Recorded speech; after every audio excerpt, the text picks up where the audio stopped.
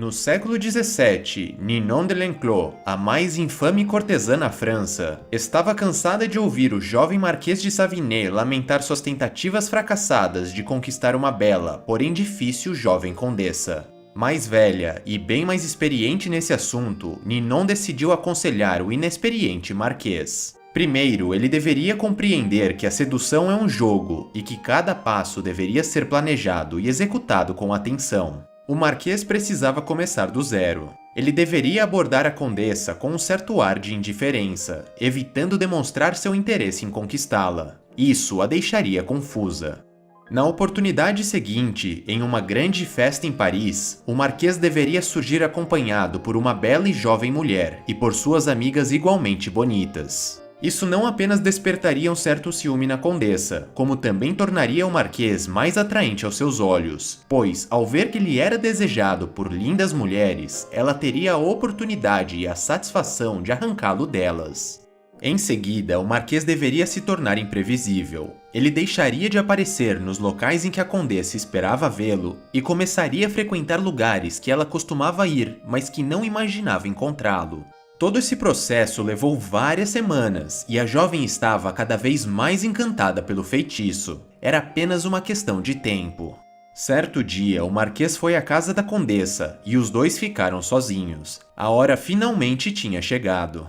O Marquês segurou as mãos da jovem, mas ignorando os conselhos recebidos, ele seguiu seus impulsos e declarou todo o seu amor por ela. A condessa então ficou confusa e delicadamente se afastou do rapaz. O feitiço havia sido quebrado.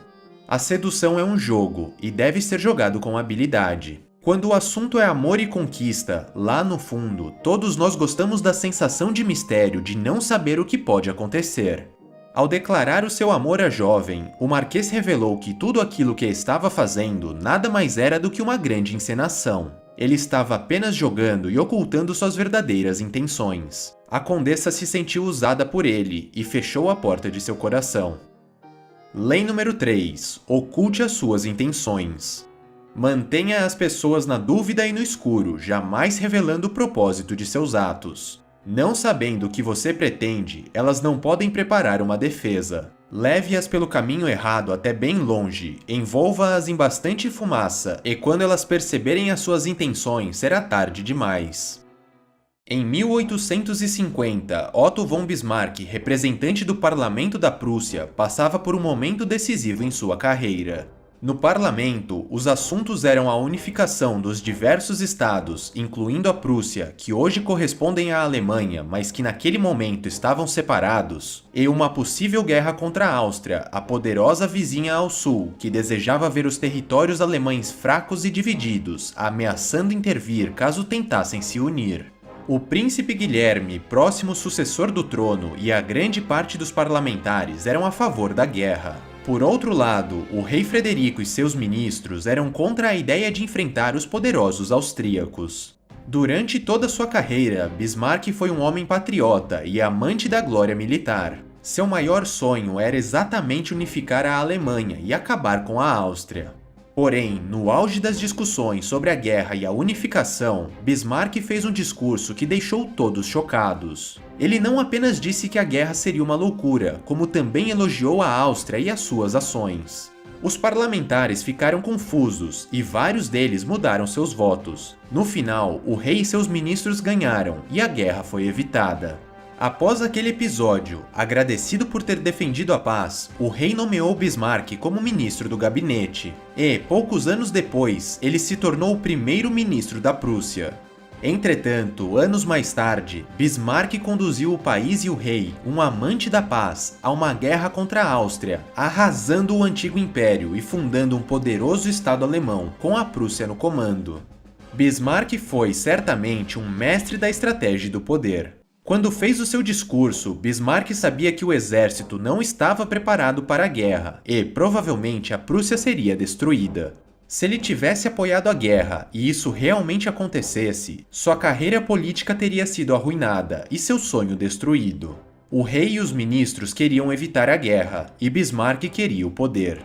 Se ele tivesse bajulado o rei, pedindo para ser nomeado ministro em troca de apoio à paz, o rei poderia desconfiar de suas verdadeiras intenções e duvidar de sua sinceridade. A melhor saída, então, foi ocultar suas verdadeiras intenções e lançar falsos sinais. Quando se tornou primeiro-ministro, Bismarck finalmente adquiriu o poder necessário para fortalecer o exército, acabar com a Áustria e unificar a Alemanha, e assim realizar seu maior sonho. Parte 1. Use objetos de desejo e pistas falsas para enganar os outros. Se, em algum momento da sua fraude, as pessoas tiverem a mais leve desconfiança das suas reais intenções, tudo estará perdido. Não lhes dê oportunidade de perceber o que você pretende. Disfarce colocando pistas falsas pelo caminho. Use a falsa sinceridade, envie sinais ambíguos e invente objetos de desejo desorientadores. Incapazes de distinguir o falso do verdadeiro, as pessoas não conseguirão enxergar a verdade e você conquistará aquilo que tanto deseja. É muito difícil dominar a língua e controlar tudo aquilo que revelamos. Engana-se aquele que acha que irá conquistar tudo o que deseja na vida, expondo completamente suas opiniões, planos e intenções. Uma pessoa totalmente franca é uma pessoa previsível, que não é nem respeitada nem temida. E a pessoa que não desperta esses sentimentos não acumula poder. Além disso, a sua total honestidade provavelmente vai acabar ofendendo os outros em algum momento. Portanto, é muito mais prudente medir as palavras, ocultar as intenções e dizer o que as pessoas querem ouvir. O poder de ocultar as intenções é sustentado por uma simples verdade sobre a natureza humana. Em geral, o nosso primeiro instinto é o de confiar nas aparências. Afinal, não podemos simplesmente sair por aí questionando a realidade de tudo o que vemos e ouvimos. Imaginar constantemente que existe algo oculto em tudo o que percebemos nos deixaria exaustos e aterrorizados. Por esse motivo, é relativamente fácil ocultar as verdadeiras intenções. Uma tática poderosa quando se quer armar uma pista falsa é parecer desejar alguma coisa que, na verdade, é exatamente o oposto daquilo que você quer.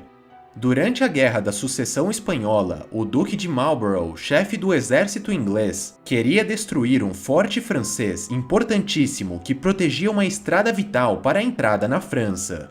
Porém, ele sabia que, se destruísse o forte, os franceses perceberiam que ele queria avançar pela estrada e invadir a França.